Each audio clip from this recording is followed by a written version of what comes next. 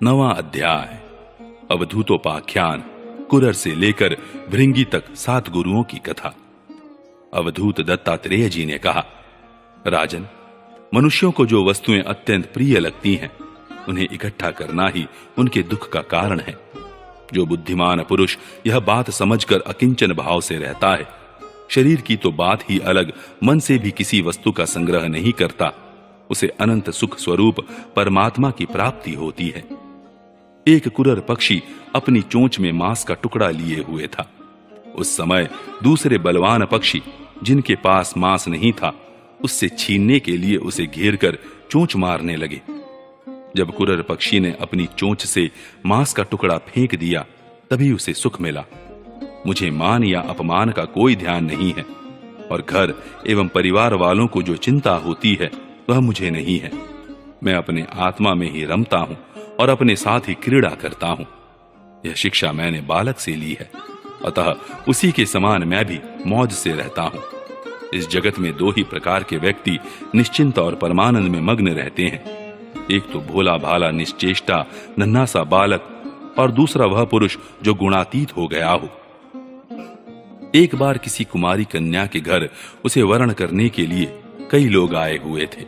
उस दिन उसके घर के लोग कहीं बाहर गए हुए थे, इसलिए उसने स्वयं ही उनका आतिथ्य सत्कार किया। राजन, उनको भोजन कराने के लिए वह घर के भीतर एकांत में धान कूटने लगी। उस समय उसकी कलाई में पड़ी शंख की चूड़ियां जोर जोर से बज रही थीं। इस शब्द को निंदित समझकर कुमारी को बड़ी लज्जा मालूम हुई, और उसने एक एक करके सब चूड़ियां तोड़ डाली और दोनों हाथों में केवल 2-2 चूड़ियां रहने दी। अब वह फिर धान कूटने लगी, परंतु वे 2-2 चूड़ियां भी बजने लगी। तब उसने एक एक चूड़ी और तोड़ दी। जब दोनों कलाइयों में केवल एक एक चूड़ी रह गई, तब किसी प्रकार की आवाज नहीं हुई। रिपुदमन, उस समय लोगों का आचार विचार निरखने परखने के लिए इधर उधर घूमता घामता मैं भी वहां पहुंच गया था। मैंने उससे यह शिक्षा ग्रहण की कि जब बहुत लोग एक साथ रहते हैं तब कलह होता है, और 2 आदमी साथ रहते हैं तब भी बातचीत तो होती ही है। इसलिए कुमारी कन्या की चूड़ी के समान अकेले ही विचरना चाहिए। राजन, मैंने बाण बनाने वाले से यह सीखा है कि आसन और श्वास को जीतकर वैराग्य और अभ्यास के द्वारा अपने मन को वश में कर ले, और फिर बड़ी सावधानी के साथ उसे एक लक्ष्य में लगा दे। जब परमानंद स्वरूप परमात्मा में मन स्थिर हो जाता है, तब वह धीरे धीरे कर्म वासनाओं की धूल को धो बहाता है। सत्व गुण की वृद्धि से रजोगुणी और तमोगुणी वृत्तियों का त्याग करके मन वैसे ही शांत हो जाता है जैसे ईंधन के बिना अग्नि। इस प्रकार जिसका चित्त अपने आत्मा में ही स्थिर निरुद्ध हो जाता है, उसे बाहर भीतर कहीं किसी पदार्थ का भान नहीं होता। मैंने देखा था कि एक बाण बनाने वाला कारीगर बाण बनाने में इतना तन्मय हो रहा था कि उसके पास से ही दल बल के साथ राजा की सवारी निकल गई और उसे पता तक न चला। राजन, मैंने सांप से यह शिक्षा ग्रहण की है कि सन्यासी को सर्प की भांति अकेले ही विचरण करना चाहिए। उसे मंडली नहीं बांधनी चाहिए, मठ तो बनाना ही नहीं चाहिए। वह एक स्थान में न रहे, प्रमाद न करे, गुहा आदि में पड़ा रहे, बाहरी आचारों से पहचाना न जाए, किसी से सहायता न ले और बहुत कम बोले। इस अनित्य शरीर के लिए घर बनाने के बखेड़े में पड़ना व्यर्थ और दुख की जड़ है। सांप दूसरों के बनाए घर में घुसकर बड़े आराम से अपना समय काटता है। अब मकड़ी से ली हुई शिक्षा सुनो। सबके प्रकाशक और अंतर्यामी सर्वशक्तिमान भगवान ने पूर्व कल्प के बिना किसी अन्य सहायक के अपनी ही माया से रचे हुए जगत को कल्प के अंत में काल शक्ति के द्वारा नष्ट कर दिया। उसे अपने में लीन कर लिया और सजातीय, विजातीय तथा स्वगत भेद से शून्य अकेले ही शेष रह गए। वे सबके अधिष्ठान हैं, सबके आश्रय हैं, परंतु स्वयं अपने आश्रय अपने ही आधार से रहते हैं।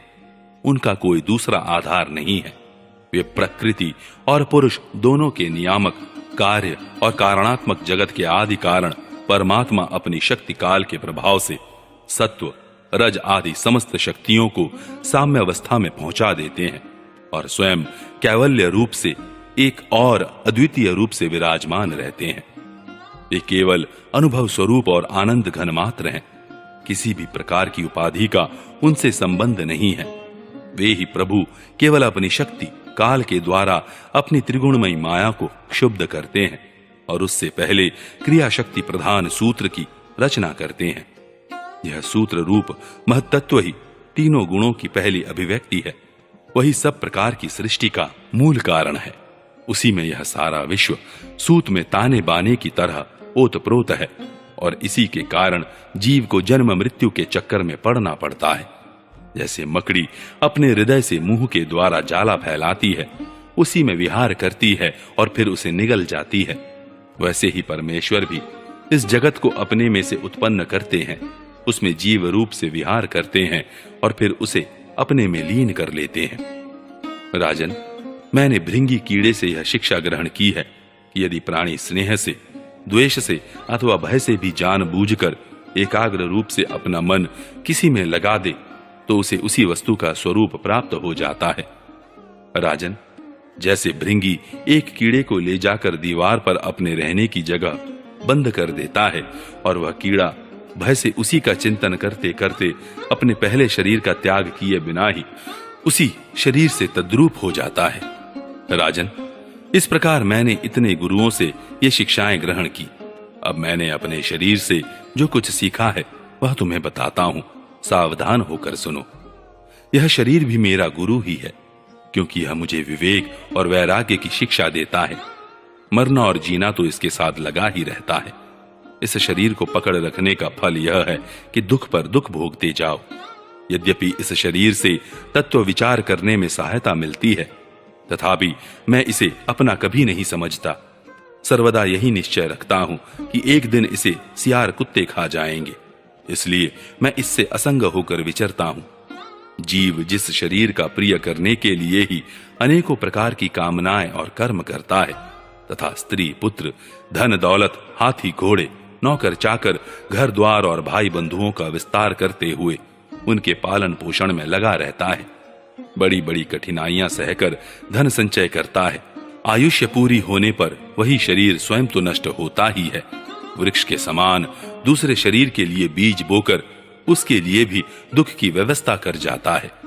जैसे बहुत सी सौतें अपने एक पति को अपनी अपनी ओर खींचती हैं, वैसे ही जीव को जीभ एक ओर स्वादिष्ट पदार्थों की ओर खींचती है तो प्यास दूसरी ओर जल की ओर, जननेंद्रिय एक ओर स्त्री संभोग की ओर ले जाना चाहती है तो त्वचा, पेट और कान दूसरी ओर कोमल स्पर्श, भोजन और मधुर शब्द की ओर खींचने लगते हैं। नाक कहीं सुंदर गंध सूंघने के लिए ले जाना चाहती है तो चंचल नेत्र कहीं दूसरी ओर सुंदर रूप देखने के लिए।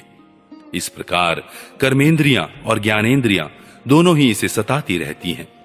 वैसे तो भगवान ने अपनी अचिंत्य शक्ति माया से वृक्ष, सरीसृप, पशु, पक्षी, डांस और मछली आदि अनेकों प्रकार की योनियां रची, परंतु उनसे उन्हें संतोष न हुआ। तब उन्होंने मनुष्य शरीर की सृष्टि की। यह ऐसी बुद्धि से युक्त है जो ब्रह्म का साक्षात्कार कर सकती है।